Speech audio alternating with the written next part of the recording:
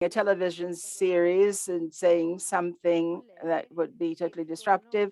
Well, today we are here speaking to colleagues who, before us or at the same time as us, had the idea of developing a database in which we could enter the profiles of the representatives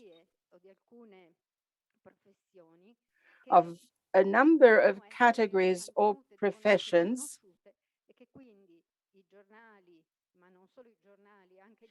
that could be kept in these databases and where they could be found by anyone who was organizing a conference or a panel or a conference or whatever. I will speak about 100 experts because I was one of the founding members of that. And I give the floor now to Simona Isler of AcademiaNet, and then to Heres Garcia, expert of Les Expertes, and Violeta Tena, again from Les Expertes. They represent 3 European situations, and each of them will explain the meaning of their project, the problems that they had to face, and the advantages that they believe that they have brought for the profession and for the other colleagues that work in the same field. We shall then listen to Nicoletta Vittadini, who is Associate Professor of Sociology of Culture and Communication at the Catholic University of Milan, who will explain to us how we could approach an improvement and a dissemination of this idea of a network that ENWE is trying to implement. And after that, we will have a short talk amongst ourselves. Simona Isler, you're on first.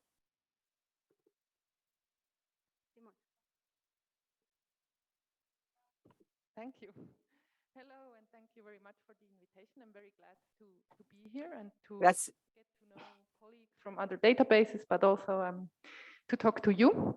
My name is Simona Isler. I work in Bern at the Swiss National Science Foundation, which is the main public funder for science in Switzerland, all disciplines. And we have a small gender equality office with 3 people, and I'm the head of the gender equality office. And in this role, also responsible for the database, a European database called AcademiaNet. I will give you some facts and figures about AcademiaNet, some information about how it came into place, its history, and then how it works, and also about our current challenges and where we want to head in the future. So, yes, some facts. AcademiaNet is a European database with around 3,500 profiles of scientists, female scientists. And yes, highly qualified female scientists. It's a database where you cannot self-nominate yourself. You have to be nominated by one of our scientific partner organizations. We have scientists from all disciplines, so hard sciences, but also, I don't know, philosophy, literature, medicine, etc. And at the moment, somehow 40 countries represented. How do we recruit the women who have a profile on AcademiaNet? We have around, or at the moment, it's 43 European academic organizations from 18 countries nominating female scientists according to defined selection criteria. Normally, those academic organizations, or typically, for example, can be funding organizations, and women who get a prize or who get a very good grade in a certain funding instrument will be nominated for AcademiaNet. I said it's 18 countries and it's European, but I also must say AcademiaNet started in Germany before it moved to Switzerland. So it's very well established in the German-speaking parts of Europe, Austria, Germany, Switzerland. It's also quite broad in the north, but we have some gaps we want to fill. And one of the gaps is the south of Europe. So that's also why it's especially important for us to be here today and maybe make some useful contacts. We are working on that. Yeah, so the core business of AcademiaNet is the database and the profiles. But in addition, we also do newsletters and we offer networking opportunities to the scientists who have a profile on AcademiaNet. They can self-organize in regional clubs, organize meetings or events, and we will support with administrative support, but also with money. Some numbers, we have around 20,000 visits a month to the web page and 3,600 registered users. You can view the content of the website without being registered. It's open, but if you want to contact a woman on the profile, you need to register, which is very easy.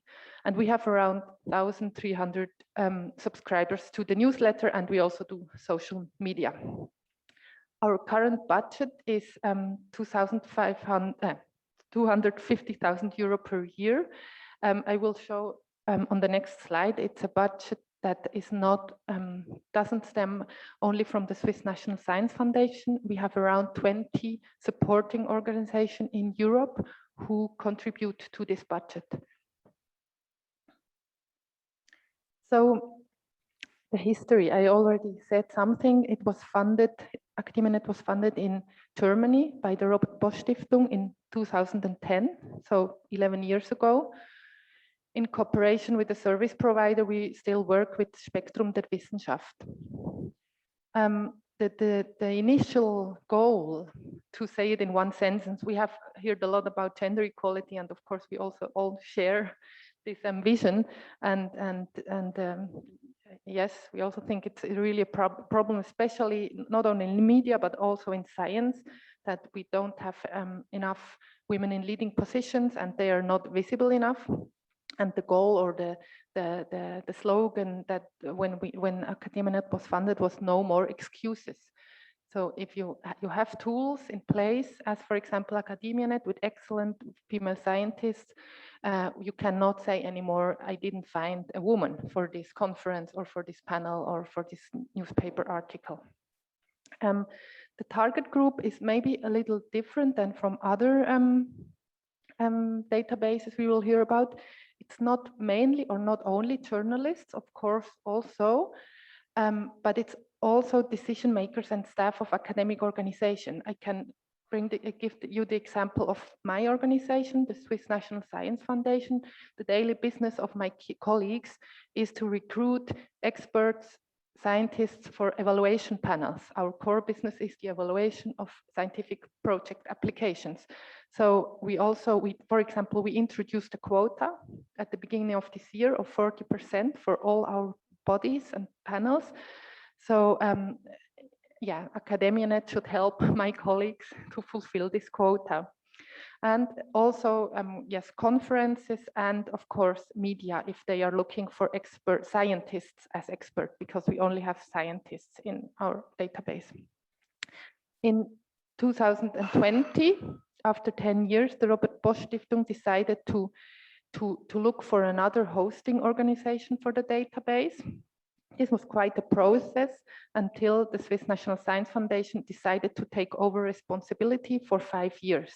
So since 2020, the management is now my institution, and yes, we will, exactly. We will see what happens after the 5 years. This is not clear yet, and is one of the challenges.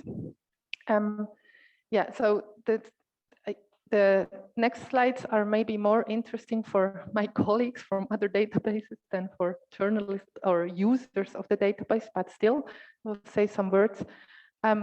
the AcademiaNet members are women who have a profile on AcademiaNet. They are all outstanding women scientists. So our like unique selling point is that they cannot nominate themselves, but they must have gone through some kind of a peer review process in a European science or academic organization. So we really have the top scientists of a certain field.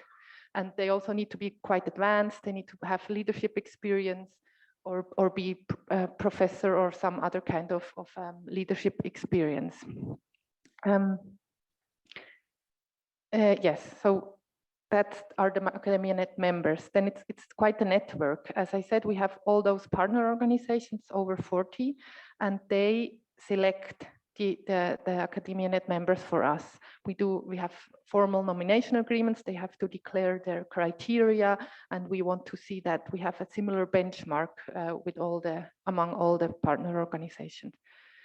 Then we have, that's probably not so interesting for you. We work together with Spektrum der Wissenschaft. They do a lot of communication work for us, and they also handle the data. With Robert Bosch Stiftung, who was the initiating organization of AcademiaNet, they are still our main funder. So we still have received 60,000 francs per year from the Robert Bosch Stiftung during those 5 years. And in addition, we have 20, as I said, other supporting organizations who contribute between 1,000 and 10,000 euros per year. And we have the management at my office and a person who is in charge with 60% of her time to do the management of AcademiaNet until end of 24. Yes, so I think I will skip this. Maybe the last point, one important task of the SNSF is to co-optate new partner organizations, especially where we have gaps. As for example, in Italy, we have reached out and we are negotiating with possible partner organizations now, but I would be very interested in getting contacts, useful networks or ideas who could be a suitable partner organization. Normally, we don't take single universities, but more, how do you say, like, for example, yes, funding organizations, but also academies or associations for a certain discipline that group together more than one institute or university. Yes, and they need to have some peer review process in place. Yes, as I said, we also offer networking activities for our members. We have another funder for that. Yeah, we do public relations and promotion, and we try to keep the database updated, because again, I will take the example of my colleagues at my organization. When they need to recruit for panels, they have to send out a lot of requests in order to get a positive response. And if they work with a database that doesn't react, they, for example, contact a woman or 2 or 3 and they don't react, they will not use it anymore, because it's just more work. And so we really need to take care that the profiles we have in place are reactive, that those women are interested in getting contacted, and that they are still active in research. They have not, for example, died in the meantime, or have a dead email address that doesn't work. So we really try to keep this very updated. Yeah. So maybe what we are working, as I said, I mentioned, we have fundraised and we have a budget until the end of 2024, and we need, during next year or next 2 years, we need to find a solution for the future. Maybe you saw that it's quite a complex organigram or organization. We have partner organizations really funding between 1,000 and 60,000 euro per year from different organizations. It works, but it's quite complicated. Of course, it would be very much nicer to have 1 or 2 big funders, and also to have a more long-term long-term possibilities. And yes, because all the contracts of support we have now, they run out in 24, and we need to find more sustainable solution during the next year. I'm quite optimistic that we will be able to do that, because also the process when we took over from the Robert Bosch Stiftung showed that not in all countries, but in quite a lot of countries, AcademiaNet is known, is well established, and no one wants it to die. Yes, one real focus of the time that of those 5 years during we are hosting AcademiaNet is really the internationalization of the network, or the Europeization, because it is a European database, but not completely, because as I said, some countries are missing, some disciplines are not well represented, and we really want to cover all as much as possible. And also we need to think about further strategic developments. For example, the criteria, I think we will hear from you. We have very traditional excellence criteria at the moment in place. And yes, when we have secured daily business and future funding, we really also want to open up some questions and talk about the profile of AcademiaNet and how it should be oriented, and for example regarding criteria, but also things like marketing and communication. How can we get be better known in all parts of Europe and not only in some parts? Yes, that's all. I think, I'm not sure, yeah, if we have now time for question, or in the end, I think. Thank you very much.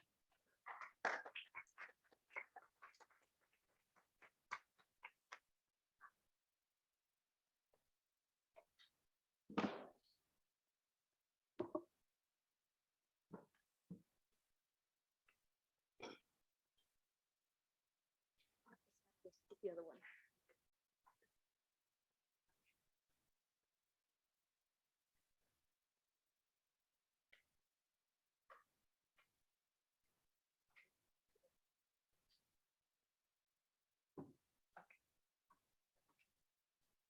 Okay. First of all, as a representative of Agenda de Expertes, I would like to thank European Network for Women Excellence, because for us it's very important that you invite us, that we can share our experience with other people from other countries. I may say sorry for my English. I try to do my best, but anyway, if I can manage, maybe I will say something in Spanish or Catalan. I guess we will understand much better. So before explaining about Agenda de Expertes, I think I should explain where I do come from and where does the agenda come, okay? Because I'm a member of one journalist organization from the Valencian community. The Valencian community is a part of in Eastern Spain. So we are not a union worker. We are an association of journalists, the biggest in Valencian community. We are 700 people.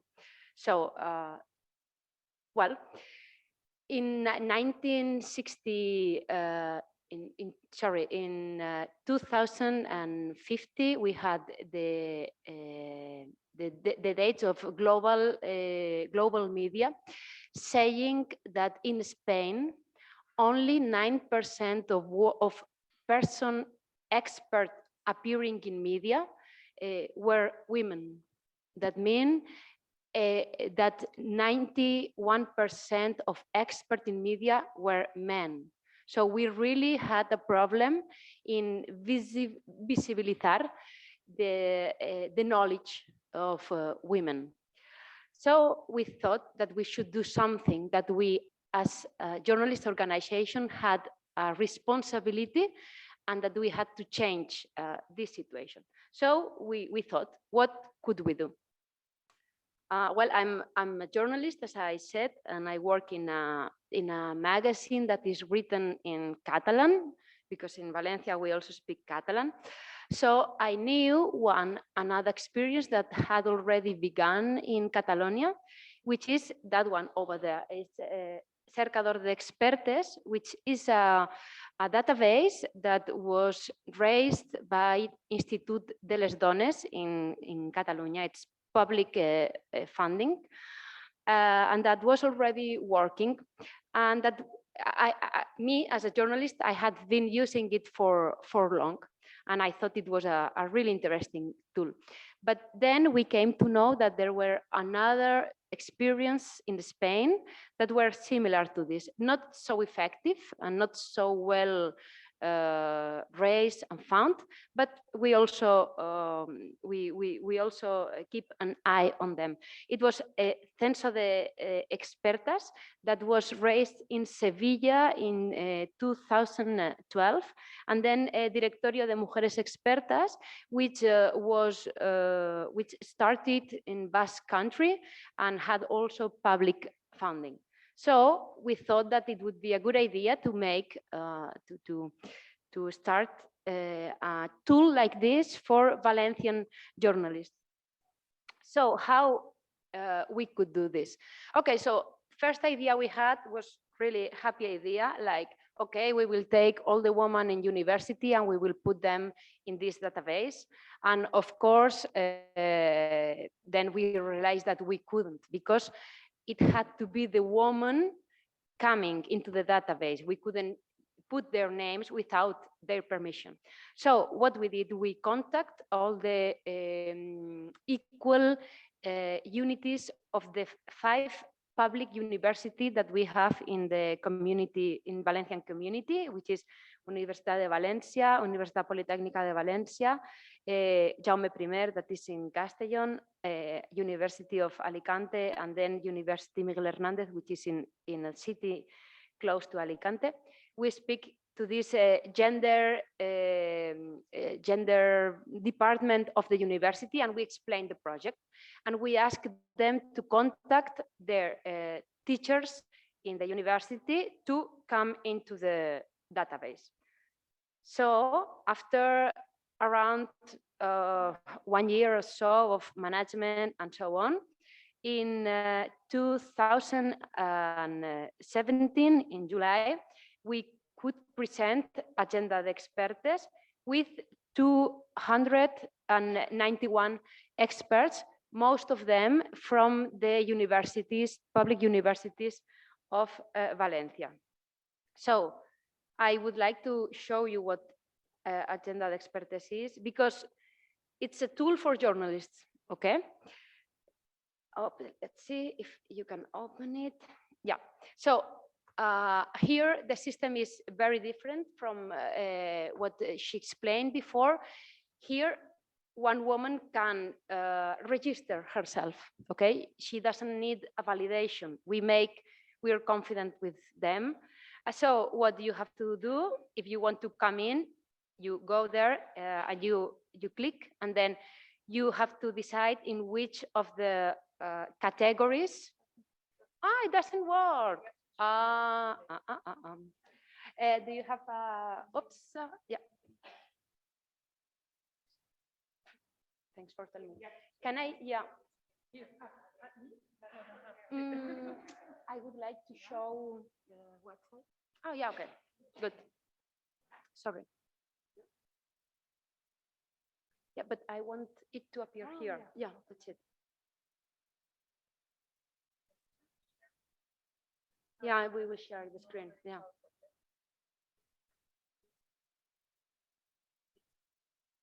Okay. Good. Perfect. So if you are a professional and you want to come in, you just have to come here, and we have 117 different categories so that you can fit in one of them. We ask for a short curriculum vitae, okay? And then if you want, you can put your email or your telephone number also, okay? So for journalists, because as I said, this is a tool for journalists. This is the search tool, okay? So here you see filtrar per professions. here you decide which kind of person are you looking for, okay? So imagine, I don't know, you want a biologist, yeah? So here you have some biologists, or maybe, let's say,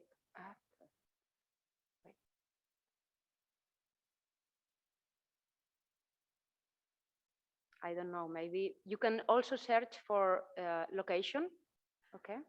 So maybe I want somebody from only from Valencia city, yeah? So I can also say, I don't know, for example, let's say, for example, there are some, we still have some gaps, okay? We have one here. So this is the tool, okay? So may I continue with the presentation? Yeah.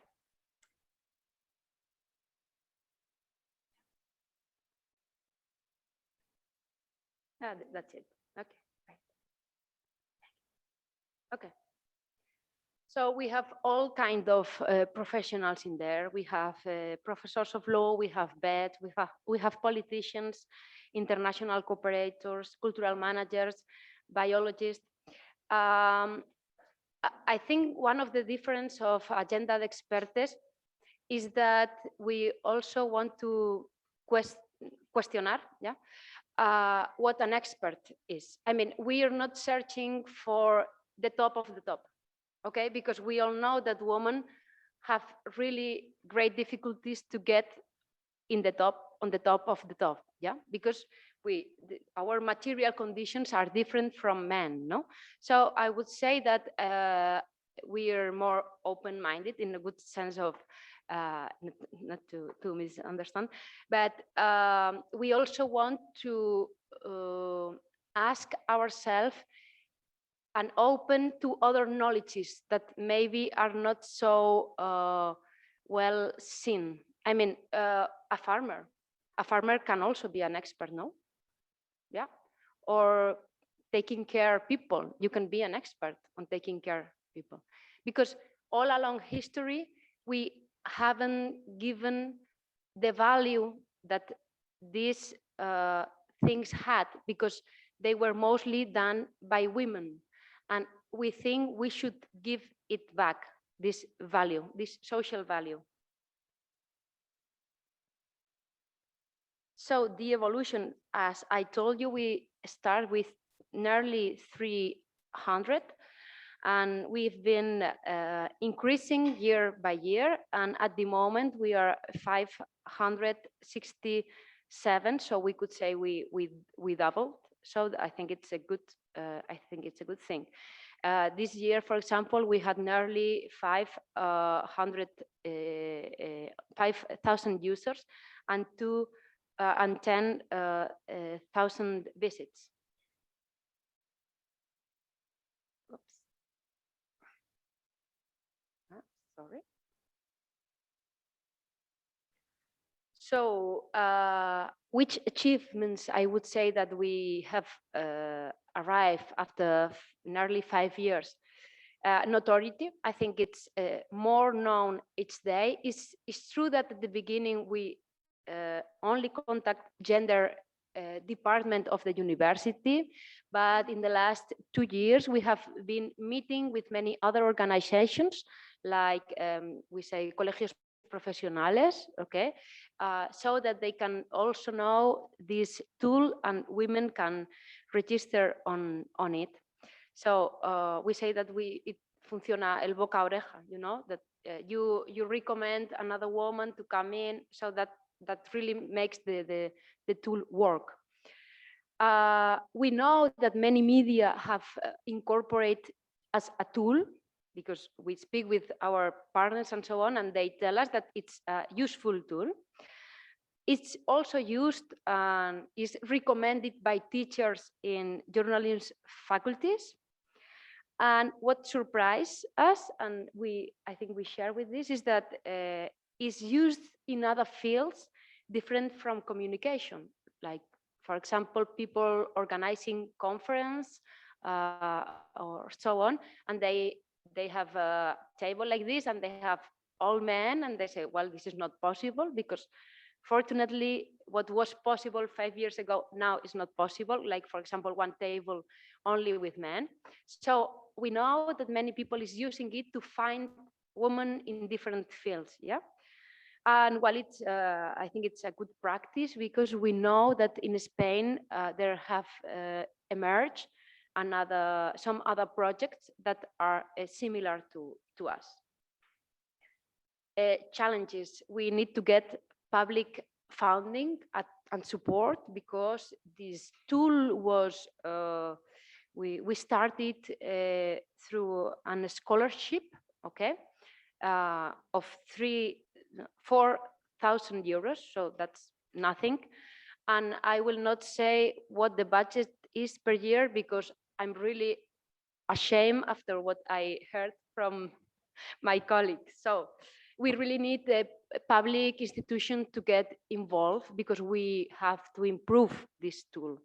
We have to continue growing and incorporate more diversity because it's true that we still have gaps. I told you that we are more than 100 categories, professions, but still we have, in some fields, we don't have women. That's a problem. So we have to fill the gap. We have to improve the searching tools because we know they're not as good as we would like. The good thing here is that when you look for somebody, you have the curriculum there, so you can check the curriculum and then see if that fits what you need or not. Yeah. And then we also have to make a big work of convincing women that they can also be experts. What I want to say with this, as I said before, is that we are not looking for national prize, for Nobel. No, we're looking for women that have experience in whatever field is it, and they can be, they can provide good information to journalists. Okay, so I think that's important for us because we still have, how to say that, I don't know if you use it, imposter syndrome, like síndrome de la impostora. I don't know if you use that in Italian. So we still have this thing. And then, of course, we want to be a useful tool for society and especially for communication. And just to finish, just to remark that we as Unió de Periodistes, which is the organization, are really concerned about equality. And in the last year, we have done other projects that are linked with this topic. For example, 4 years ago, we published this manual for how to treat violence against women. I have some, so if you want one, I can give you. And last year, we also published this other information about, I don't know, glass ceiling. I don't know how they say that. Sostre de vidre. Yeah, so we did something that had never been done in Valencian community, which was to make a radiography of the media, of who works in the media, and in which position are men and women. And I think that's very interesting data to know which is the point in which we are, and from that point start working to improve the woman's position in media. And well, that's it. Sorry for the English, and if you have any question, we will answer it. Thanks.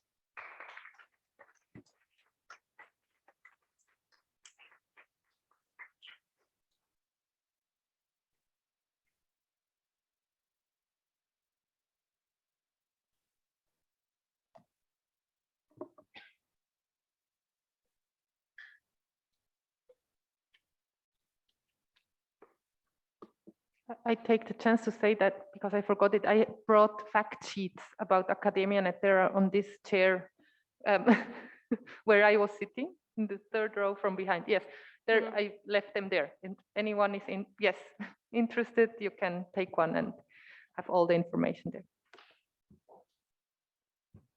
Hello, everyone. So I'm Julia. It's just to take, they can take whoever. I'm sorry. No worries. I'm Julia. I come from France. I'm representing the database Les Experts. So first of all, very happy to be here and to share my experience and the experience we have in France with all the colleagues here and with the audience. Yep.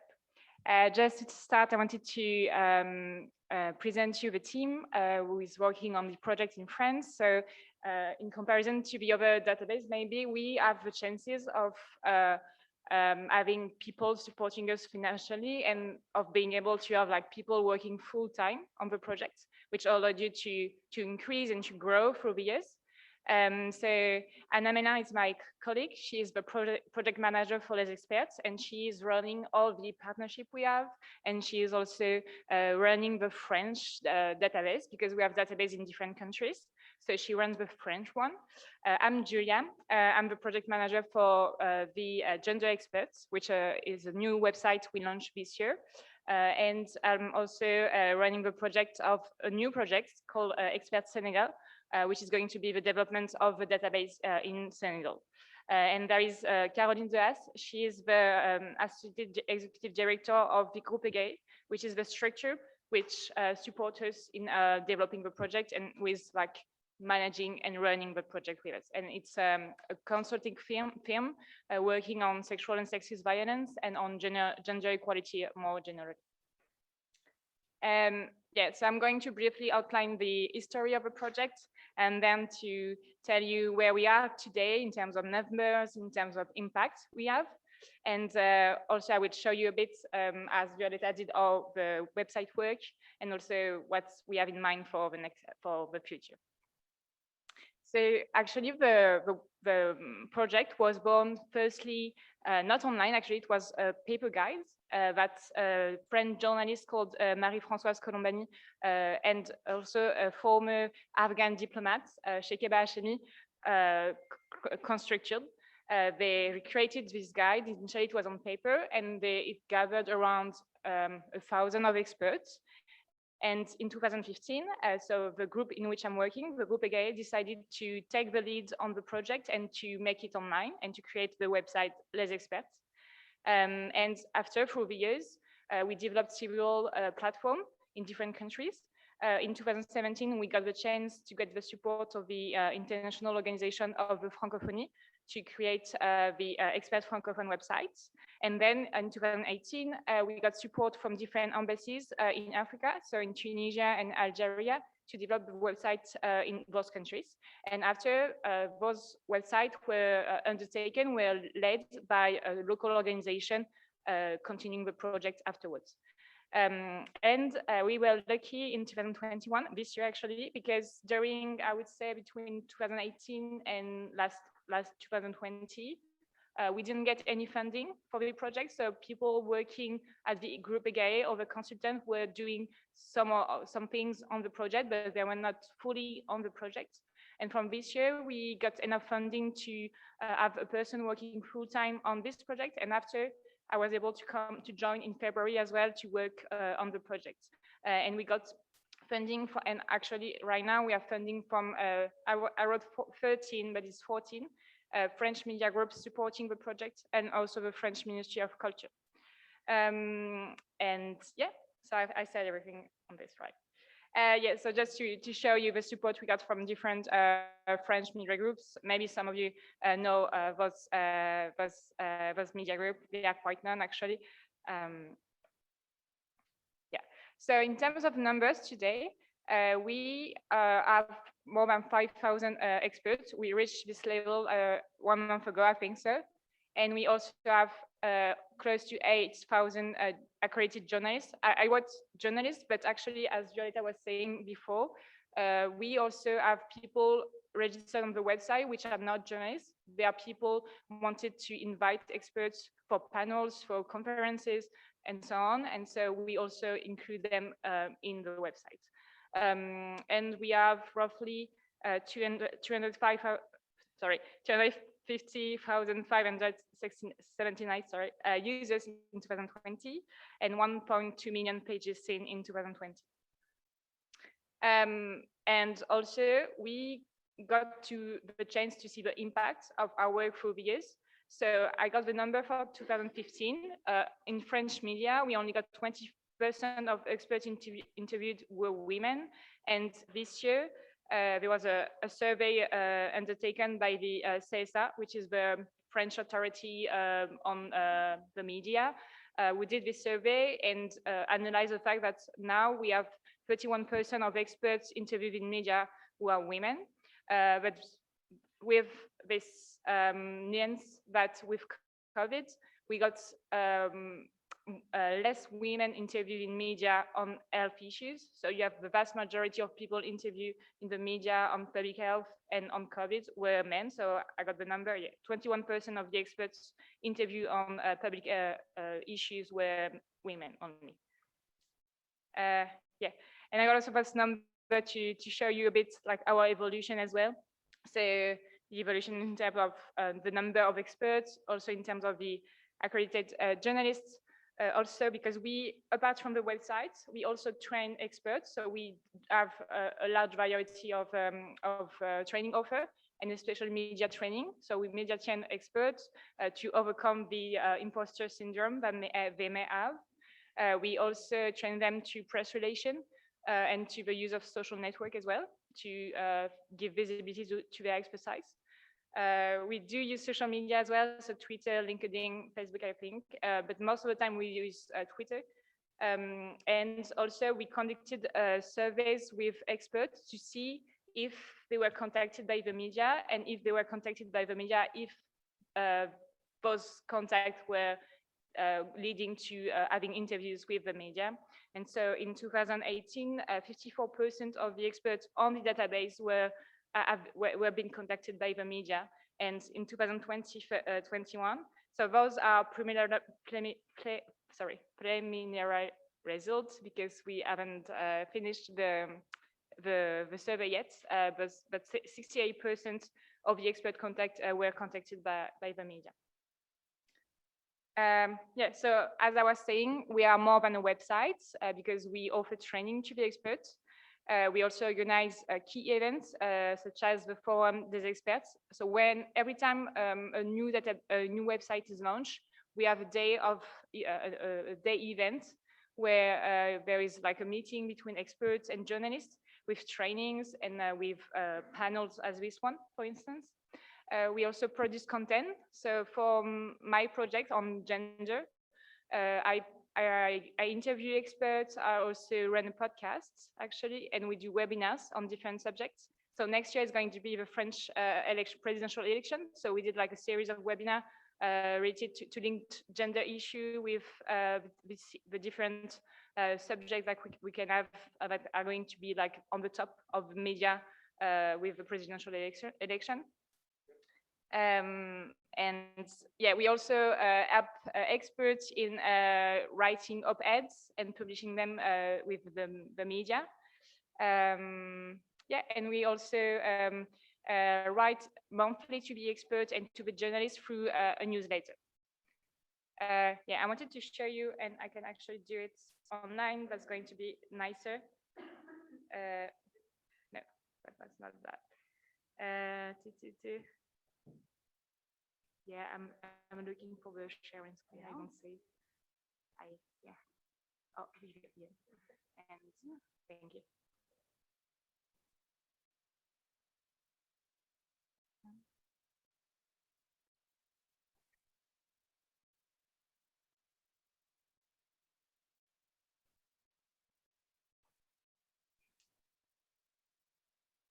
This one. No. Yeah. So yeah, so that's actually the website. So that's the website for France. As I said earlier, we have a website for different countries, and also the website on gender for the gender experts. But for this one, so you can see here like the research tool. So we have the research is made through keywords. So for instance, I'm going to write in French, but I'm going to write gender, for instance, and you have here all the experts who have these keywords who are going to appear here. So you can see their expertise. So we have 4 types of expertise: journalists, researcher, civil society, and professional. So we do not require from the experts to give us their curriculum or whatever. We just require from the researcher that they include their publication, at least 2 of their publication. But our only criteria, I would say, is that they are in a position of leadership. Even if they are not CEO or whatever, from the moment they have a position of leadership and they do think themselves that they have an expertise, we include them in the website. So I can show you a profile for you to see better. So here you see a name, the type of expertise, the country she's from, because we have experts in almost 70 countries actually, because we have a chance to have a language which is like spoken a lot in different countries. So we have experts in very different countries. You see here a keyword. So those are domains of expertise. The language you speak, also a professional contact, because even if you're not registered, you can see the profile of the expert and you can have access to a professional email. You don't have access to a phone number or to a professional personal email, but you have access to a personal professional email. Sorry. And yeah, just to show you the formula. So every expert fill this form. That's the form they fill, and after we validate it.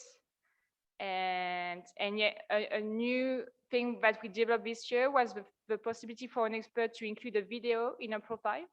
For instance, if she already had appeared in the media, she can add this video, like a YouTube link, for instance, and it gives her more visibility with journalists.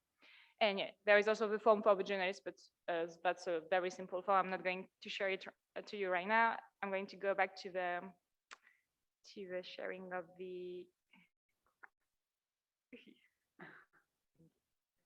this one.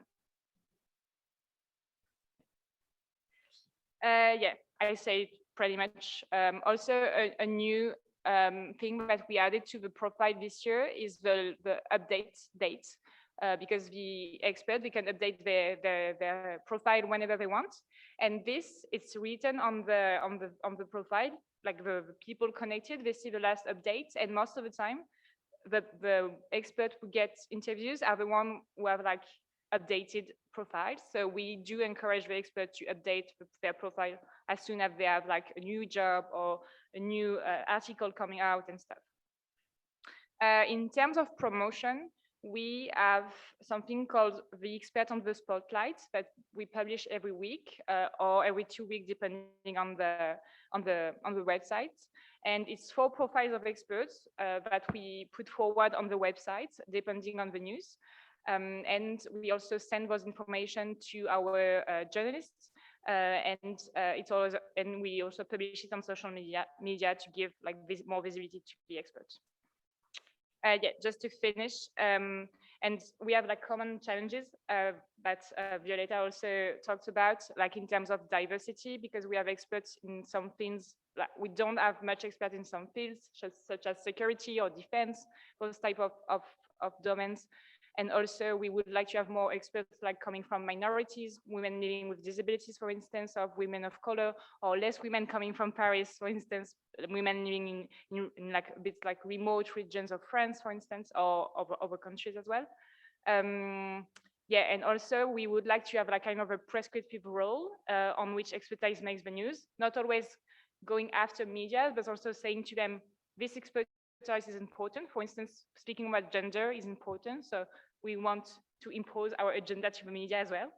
Yeah, and we would like also to develop the networking of experts, because it's a demand that they have, like to be able to create link between themselves.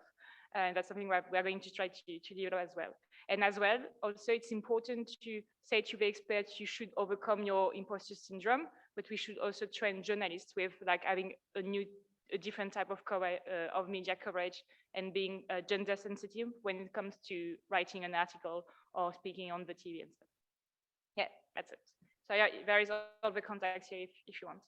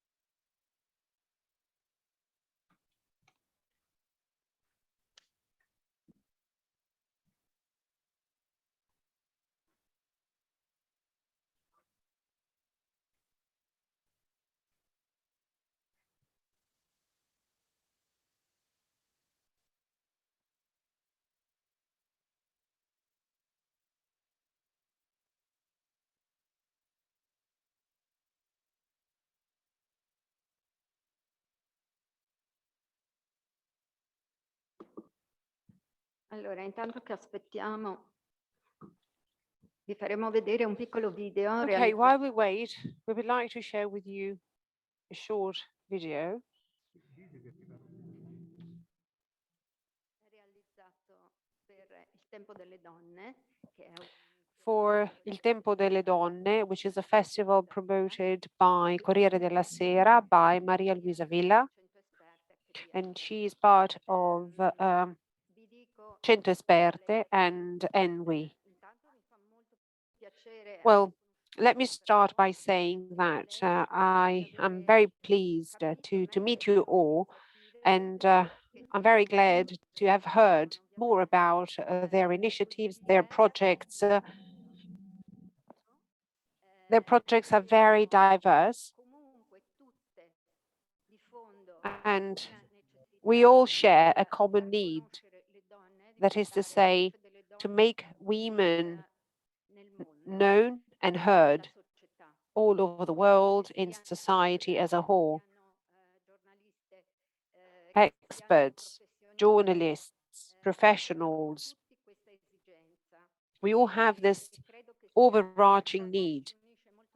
And I think that this need united us all. And I think that this very need that gives us the possibility of working together whenever possible. The European Network for Women Excellence was set up for this reason, as a result of the impetus given by GiULiA journalists, and I am part of the association, and it was represented by Sylvia Grambois. And this is an association of journalists in partnership with ENWE as a network of European databases. Are we ready for the video? Yes, we are. Okay, have a look, please.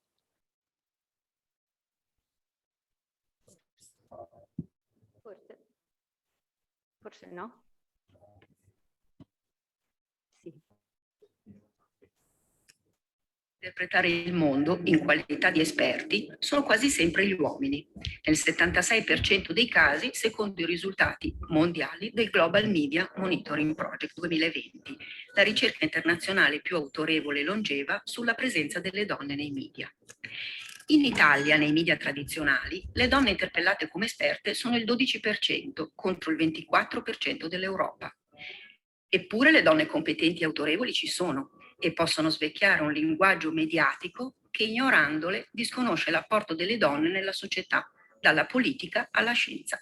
Per questo l'Osservatorio di Pavia e l'Associazione GiULiA Giornaliste, con lo sviluppo di Fondazione Bracco e con il supporto della rappresentanza in Italia della Commissione europea, hanno lanciato nel 2016 centoesperte.it, una banca dati online, libera e gratuita, ad uso di giornaliste e giornalisti, organizzatori di festival e di convegni. Un pratico ed efficace strumento anti-manel, cresciuto nel tempo per la ricerca di fonti femminili competenti e voci prestigiose e autorevoli che possono contribuire al dibattito pubblico. Oggi centoesperte.it conta 361 nomi di donne competenti ed eccellenti nell'area STEM, cui si sono aggiunte numerose esperte di economia e finanza dal 2017, politica internazionale dal 2019, storia e filosofia nel 2021. La selezione delle esperte è realizzata secondo precisi criteri di selezione, pubblicati sul sito in collaborazione con il Genders dell'Università degli Studi di Milano per le STEM, con l'ISPI per la politica internazionale, con docenti dell'Università Bocconi per economia e finanza, dell'Università di Milano Bicocca per la filosofia e dell'Università di Cagliari per la storia.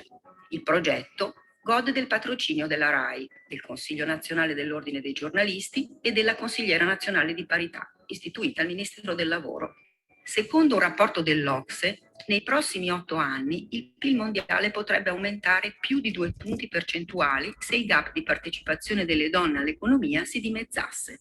Valorizzare le competenze delle esperte è importante per avere uno sguardo lungimirante su un futuro più democratico e inclusivo che possa garantire più ricchezza per tutti. Le donne competenti ci sono, interpelliamole. Ecco, questa è una breve presentazione del nostro database, del So nostro this is a short presentation of our database and of our project. I don't want to forget anyone. So let me say that the project took inspiration from Les Expertes. It was developed 5 years ago. It was designed by me, Giovanna Pezzuoli, that I mentioned earlier, and Monia Zalini from the Pavia-based observatory.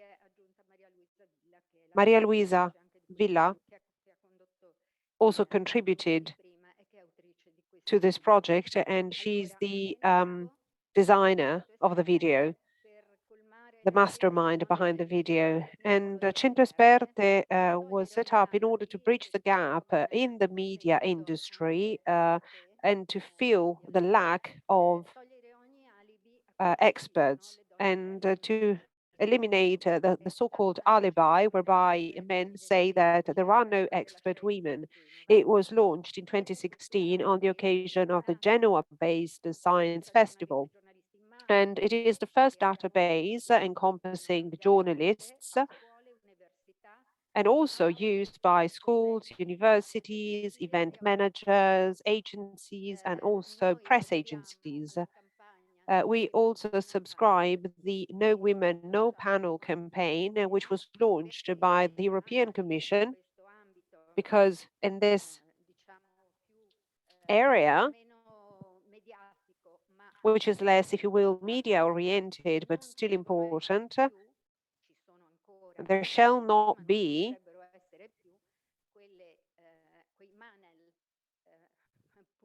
those so panels comprised of men only, that justify themselves by saying that the she expert didn't want to come or there are no women's experts. So the use of this database is free of charge. There is an English version as well. And we really put a lot of efforts into this project. We worked on a voluntary basis. We weren't subsidized except for the Bracco Foundation initially by the European Commission only. So we did not receive any subsidies. And I think that the funding issue is a common one. And we would like to have a newsroom, which would be the ideal solution to make some changes and to create critical mass around this effort and to disseminate the project. So the Italian Society of Journalists mandates compulsory education, and all journalists must abide by that. So we organize a lot of courses during which we present our database and we invite the experts from our database to talk about different topics so that they can get better known and, if you will, penetrate the agenda of our male colleagues so that their names can be used. Let me share with you a very short anecdote, and I'm going to be brief. One of our experts, the chair of the Italian Geology Association, had never been interviewed, and that's the oldest geology society in the whole of Europe. She was interviewed for the first time after we introduced her during a congress called the Italian Miracle, and it was indeed an Italian miracle. And we like to do miracles like these every day. We wish we had more means and more tools to do that, and there should be incentives or rewards for that, because yes, we're living in the age of global pandemics, and we know that the past 2 years have been quite strenuous, but we went from 18%, which really surprised us and shocked us. So, and the presence of experts during media events and in the media sector in 2020 down to 12% is really shocking, negatively shocking. Of course, we have ombudswomen, and so the data can be interpreted in a different way. And the category of experts got polarized within the framework of the GMMP. But we were hoping for an improvement, for an increase in this number, but it did not happen. We know that society shall change. We know that there should be many more women in top positions. We do what we can do and just um, pass the word around. Agnese Pini, the chair we hosted today, was right. So we shall not only speak in terms of excellence, especially for top ranking positions or like academia or universities. I would concur with that, but we do have excellent experts, so why not use them? Let me also state that within our database, we have a STEM chapter, and this is the first chapter we developed. And the STEM area has been historically underrepresented for women, and it's a very strategic area for the development of our country as a whole. We also have a chapter devoted to economics and finance, and then we have a chapter devoted to international politics, and another one for historians and philosophers. Every year, we open up a new chapter and we intercept those areas that seem to be more paramount in terms of world vision.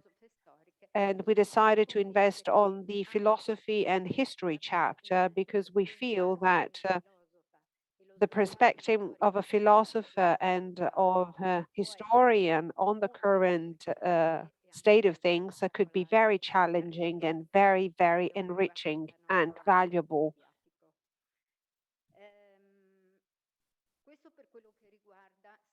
So, and I'm sure I forgot something. Apologies, but this is all about 100 experts. I would like to say a few words about the European Network for Women Excellence, which is our new project. And we are developing it together with Che Fare. And I would like to thank the opportunity to thank Federico, Marilu, Sonia, and Cristiana. And they're here with us.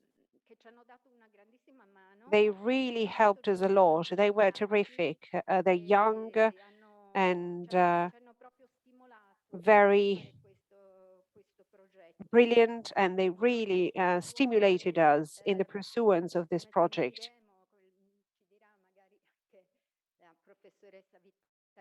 Professor Vittadini, that I introduced earlier by the name of Nicoletta, but actually she's Professor Vittadini, and she's a professor at a Milan-based Catholic university.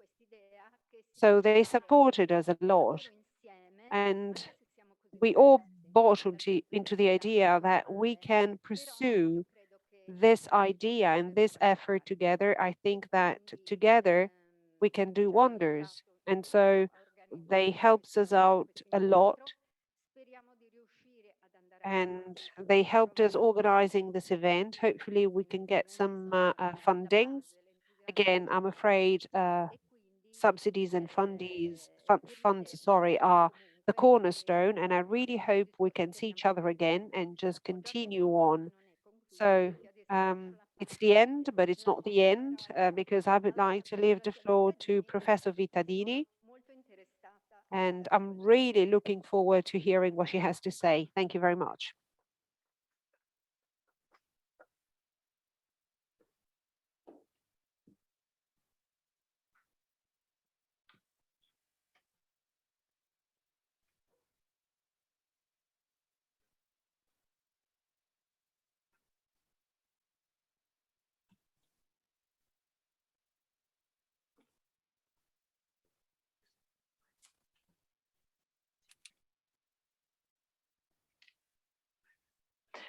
Allora, buonasera, grazie, grazie Good evening, everyone. Thank you very much. Thank you for the expectation that has been created around my presentation here. It's a real challenge, and the challenge is to try and think about how this project that we've been hearing about all afternoon is very ambitious. It is a project that everyone is pursuing with very much motivation. So we need to see how we can promote it further. Have there been any steps forward, we wonder, in the dissemination, which is the challenge of all the big projects? You start out with some very beautiful pieces of research. You may produce a very good database. And then the problem is that you have to disseminate it with the world that surrounds you. So I took this challenge and I will try and do my part of the job. So part of the challenge is to see how we can develop it further locally, because it has to interact with the physical spaces and real persons. And on the other hand, how you can actually make the project grow from all the digital platforms that we have and the databases that we have. Some of the databases that have been presented here this afternoon have already used some of these resources. So what I tried to do is develop a kind of pathway. So what are the fundamental activities that have to be performed offline? Well, the project needs to be known both offline and online. The more it's known and the more it grows, the more important it is and the better it reaches its goal, which is that of impacting practices and people. The strategies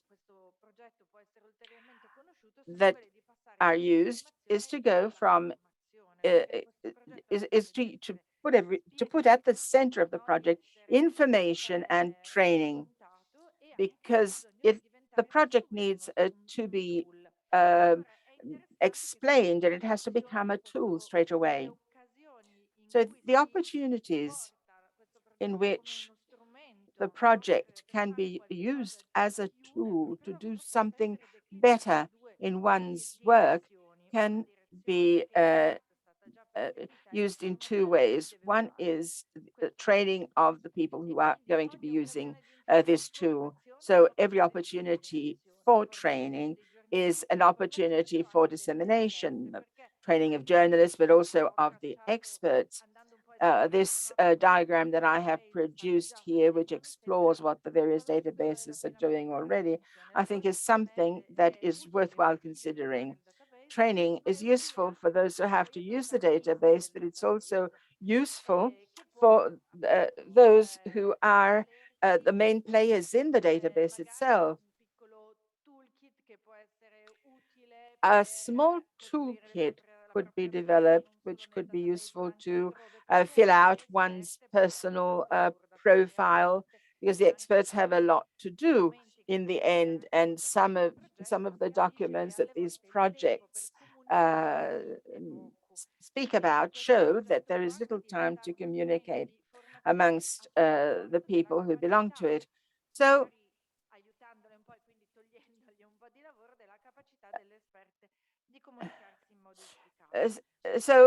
experts have to be taught how to communicate effectively.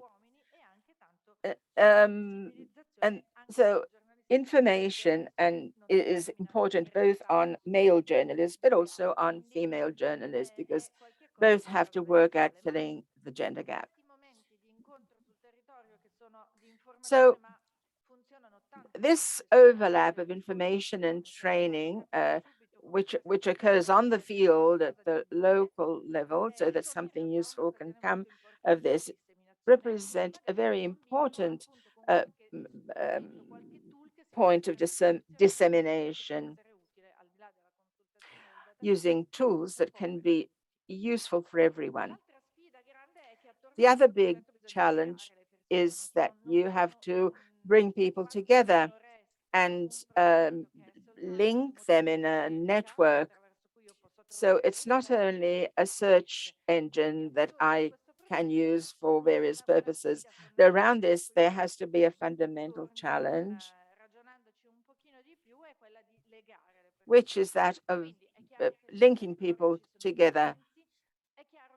There are events that occur locally, but these then have to be followed by constant contact opportunities. The network is of great help in this case. There has to be a development in the form of communication at the local level, but that can then go to the media, so that things do not remain in the dark and in silence. And so here you have to find the key of narration. Before we go back to that, we have to think of what we want to tell about the project.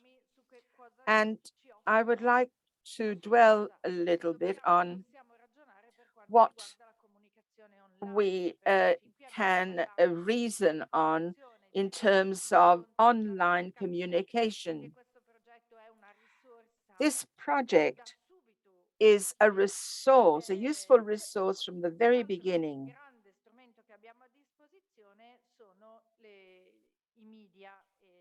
And the tools that we have available are the media that we have available, a website, social profiles, and so on. So it's not only a resource for the other medias, but it becomes a subject that speaks in the first person. And here it's a question of informing and involving. A resource that can be very important, as I was saying earlier on, is that of bringing people together and linking them to the project. So we have to see what the database includes and how we can exploit it. News, of course, is important, but then news will naturally go to through the social media. They go beyond the individual success or through the medial representation. There are many contents that can actually enrich the narration and the involvement.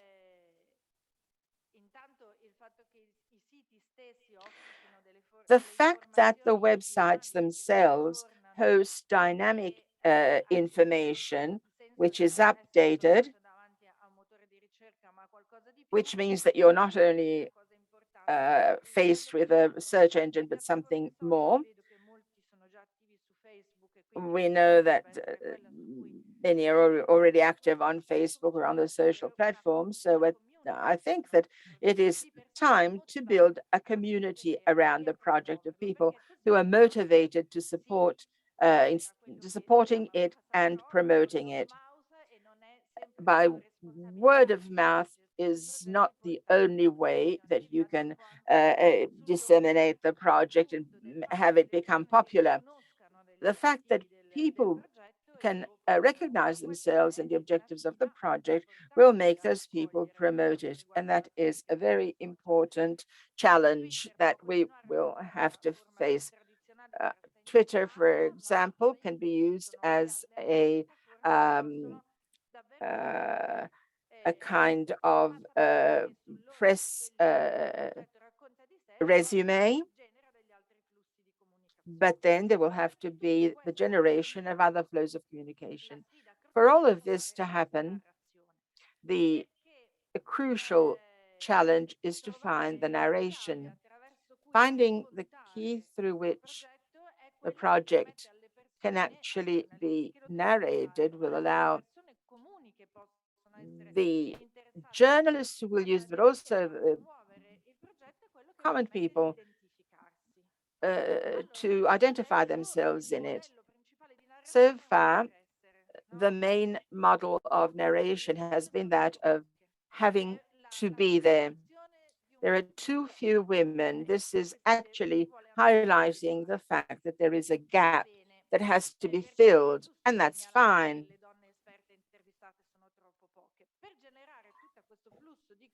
In order to engender all of this flow of involvement, you have to be able to reason at other levels.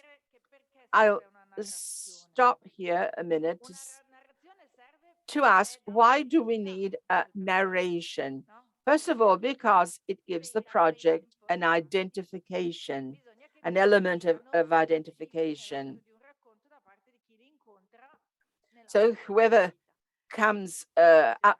meets the project must be able to identify it. It's an element of identification of people who recognize themselves in the project. They must be able to become members. It is an instrument to speak about the project by those who use databases, for instance. So far, and Professor Perusetta was also said this, the narration of the project highlights essentially a need for justice. It is fair that there should be more women represented in the media. Alongside this, however, which is a negative narration, there are no women, and we are providing a tool to fill a gap. But we need to be positive also. Why? Because more women in the media means that they can speak to women. More women in the media means that they can involve other types of readers. We want more women in the media because women were able to speak of certain issues in a more effective manner. We want to go and see how we can actually add elements to these narrations. Why yes? Because it is right.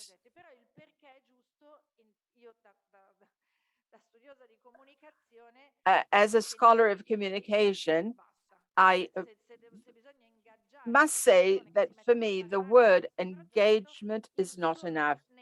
If we need to engage people to speak about this project, that is not enough.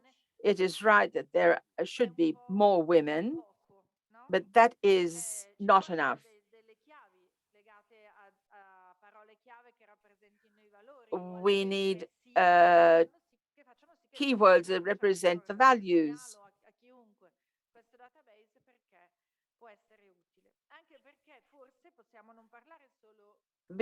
Among other things, because we might not necessarily speak business to business, or journalists to journalists who will then use the database, but we can speak to people who will then promote this idea and the database itself.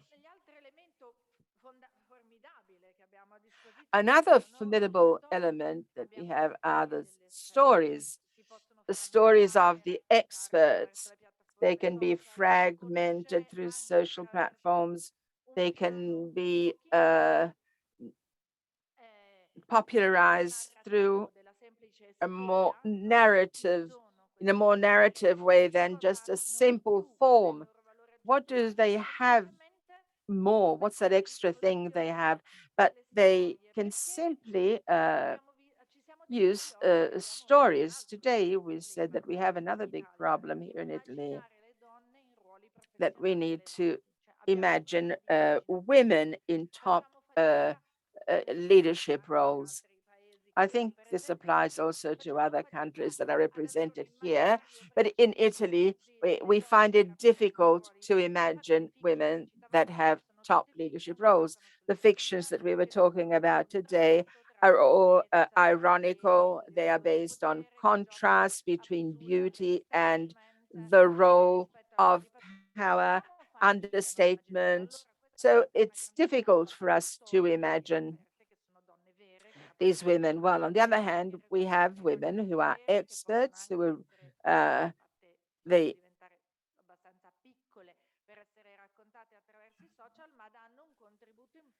offer a fundamental contribution, which will also help, among other things, to popularize the instrument. And then we have the stories of the users. Who has used the database and what advantage have they received from it? That too becomes a model of changing narratives. This is not a database by women for women. There must be men who speak about this database too. And this allows us to go beyond the stereotypes.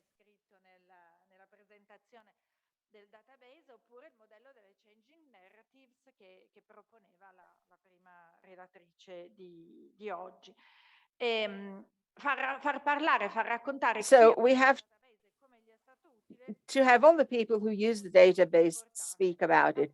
That is very important, because that is how we can put together a number of voices. And so to bring together all of these suggestions and these ideas, which have to be gauged on the actual individual needs and requirements, we need to speak about the sites and tools of the narration. For example, they can be the training events for experts and users, with a toolkit for experts, which becomes a resources, the website. And here too, there can be elements that unify the databases, that have something in common, that explain the values that underlie it. Then on the social media, maybe here an editorial plan that touches the different, as many different issues as possible could actually be something valuable. For example, the experts that have been interviewed, the experts that have added themselves to the database, and this could be very useful for the information purposes. And the dimension of information could find some degree of space in here. And it could also be used as a tip for journalists, what could be useful and interesting at a given time and a given opportunity, what can come from a database, which perhaps could become the flywheel for relaunching the whole database. And then, of course, the engagement, the voices of those that are taking care of the profile and the project. So all of these elements are a narration and a whole world in itself, and it can actually make it fly. I think I should stop here for the moment. I have, I think, launched a number of suggestions to you and ideas, and maybe you can contribute with your personal ideas.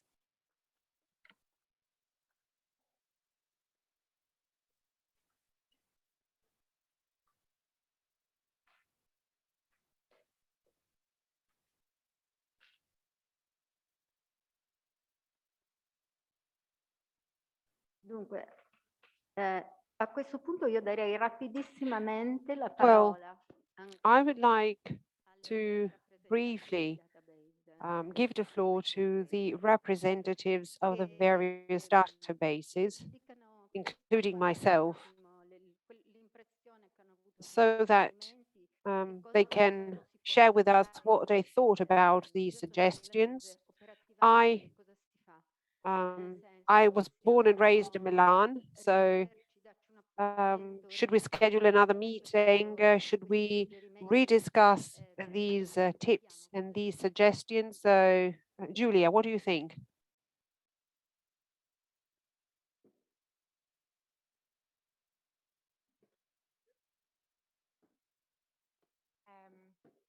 Yeah, I want to take on the toolkit proposition because it's something we thought about this year, actually, to create like some systematic tools for experts, because we saw that like people receive now tons of emails and they don't always look for it, they don't always read them thoroughly, and it's the same with experts. So for us, we send like once a month email to expert to create connections, links and stuff.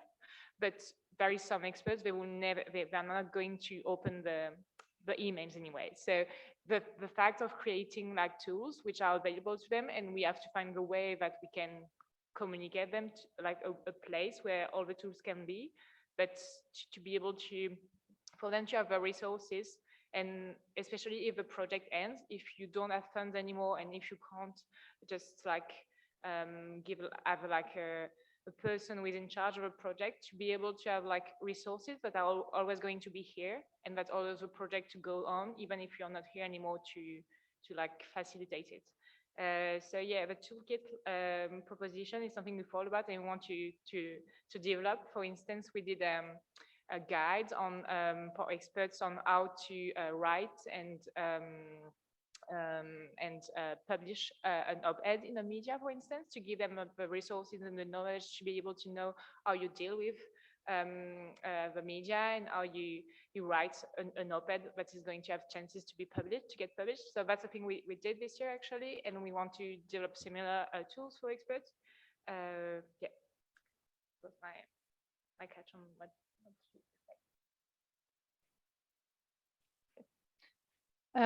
Yes, I thank you very much for the inputs. I made a lot of notes, and I think as AcademiaNet is also a European database. We share some challenges with ENWE, which want to be European or is European as well. For example, I think we do have, we at the Swiss National Science Foundation, we do have a narrative, but how do we know that this narrative, we have a gender equality strategy and AcademiaNet fits very well in that, but how do we know that this narrative works in every European country? And even if it works, how do we disseminate it in every European country? And our strategy at the moment, but still developing, is really to engage our partner organizations. We cannot do that without them not knowing the exact context, not knowing yes, what works, what doesn't work. So I think it's really important to keep strong this network idea and to keep the network close and functioning with what you mentioned, personal contacts, which are very important. And we are trying, we had this month 2 communication workshops for our partner organizations to develop common tools. It was difficult, not so many partner organizations registered. So we need to, I don't know, we need to figure out how can we really tell them that this is a good idea to participate in a more active way. They are, we don't have problem to find partner organizations, because I think for them, you do have somehow a pressure to do something in gender equality and science as an academic organization. And AcademiaNet, for our partner organization, is somehow an easy way. They just once a year, they send us a list, costs them maybe one day of work, and they can put gender equality somewhere on their website.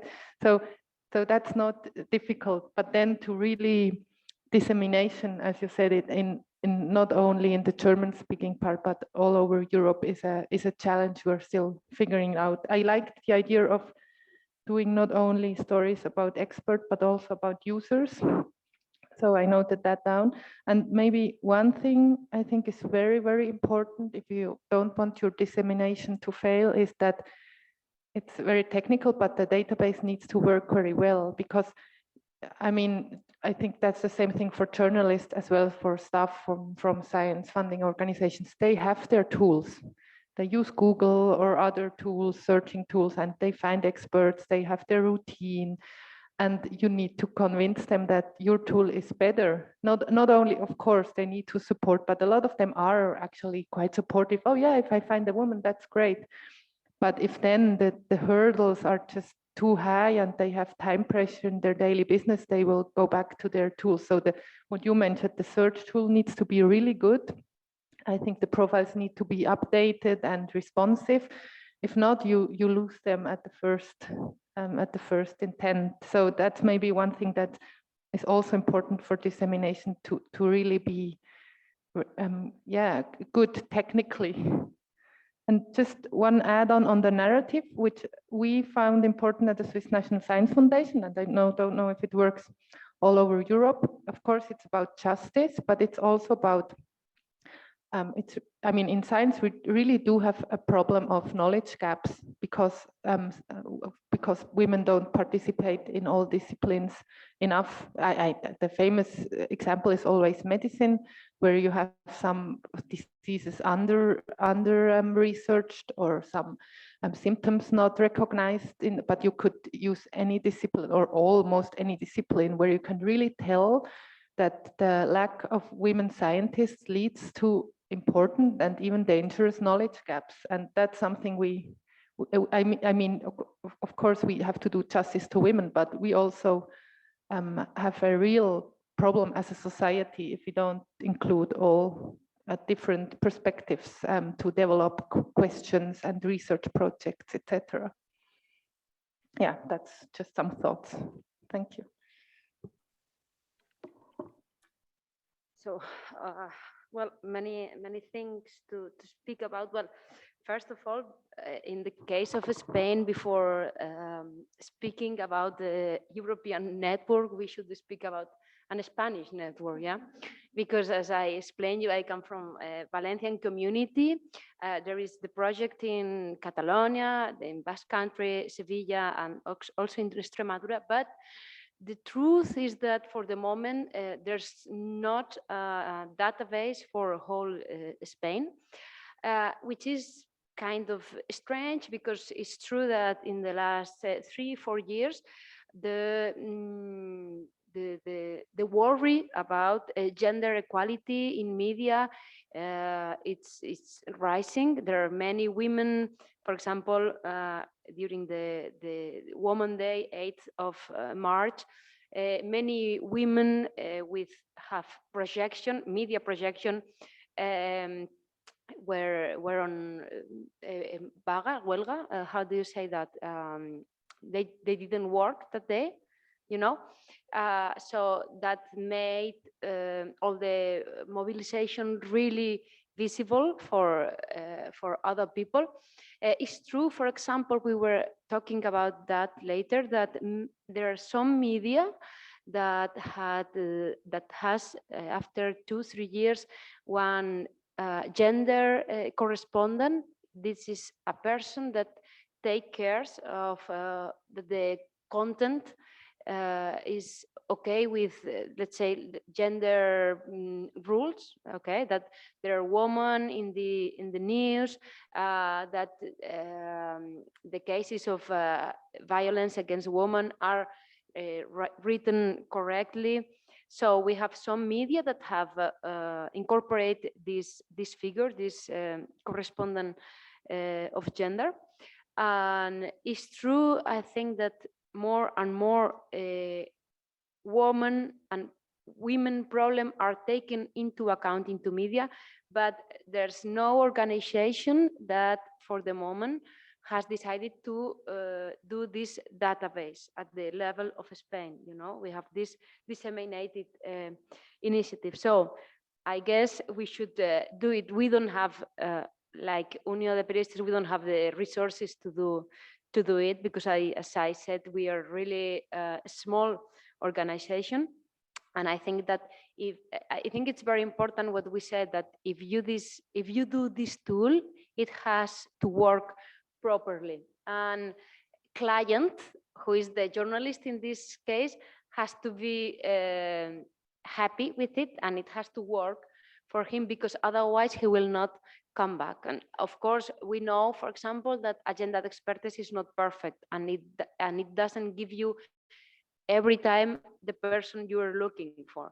And that's why we have to improve the searching tools. It's true anyway, and this I can explain like a journalist, that whenever you contact a woman that you found in the Agenda de Expertes and you phone her, because in whoever wants in Agenda de Expertes can put the telephone number, okay?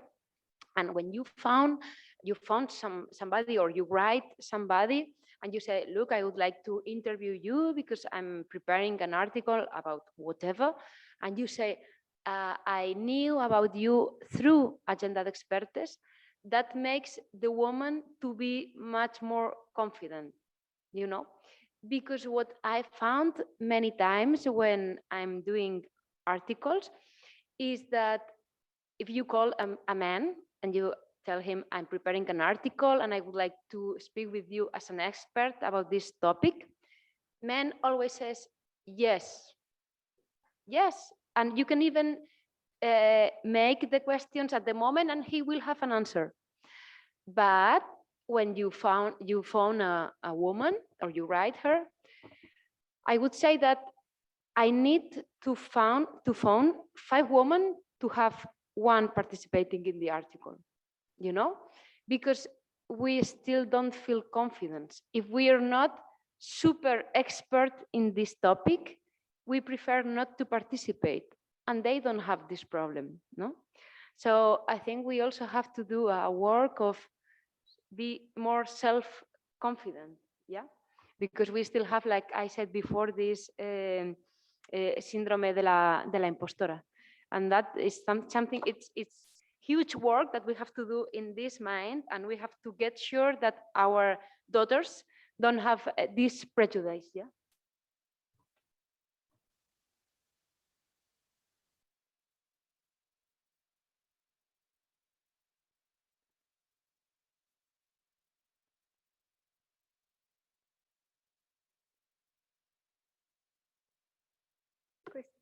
Ok, eccoci qua. Diciamo che abbiamo Very avuto well. moltissimi stimoli e moltissime suggestioni. Let's say that we have received very, very many stimuli, and we have received a lot of suggestions from today's conference.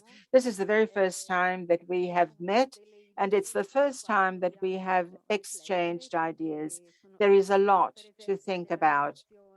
For example, the narration issue that Professor Vittadini spoke to us about is something that we're doing with 100 experts. We're making small books in which the experts can tell their lives and their personal stories. Maybe we could actually make a resume and relaunch these stories and launch them to the audience so that the audience or the readership can appreciate them. I also like the idea of a collective presentation of our individual databases under the ENWE headline. I like the idea of getting in touch periodically. We can have someone on our staffs who corresponds with the others, and they can form a group and they can exchange ideas. What have you done? What we have done? What can we do all together? That would be something that's very interesting and that could be done. I think that you are all worn out at this point. I would like to thank all the technical staff of Verso. I would like to thank Giulia Coppola for having made this beautiful graphic image of our meetings. And I invite you all, first of all, arrivederci, girls. Giulia, is Isla, Simona.